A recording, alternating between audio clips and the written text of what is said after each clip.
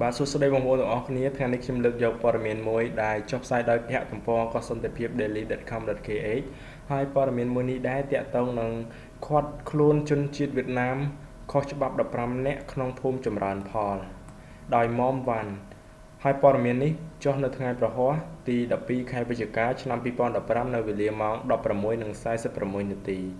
នៅរាជធានីភ្នំពេញកាលពីវេលាម៉ោង 2:20 នាទីរសៀលថ្ងៃទី12ខែវិច្ឆិកាឆ្នាំ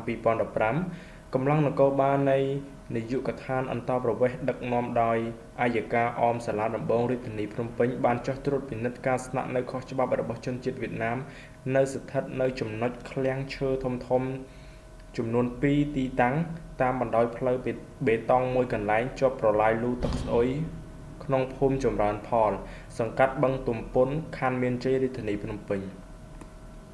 មន្ត្រីនគរបាលបានឲ្យដឹងថាក្រោយការឆែកឆេរទីតាំងទាំងពីរខាងលើសមត្ថកិច្ចរកឃើញជនជាតិវៀតណាមខុសច្បាប់ចំនួន15នាក់ក្នុងនោះស្រី5នាក់ហើយក្នុងចំណោមពួកគេអ្នកខ្លះមានតែលិខិតឆ្លងដែនជាលក្ខណៈទេសចរប៉ុន្តែគ្មានលិខិតការងារត្រឹមត្រូវទេ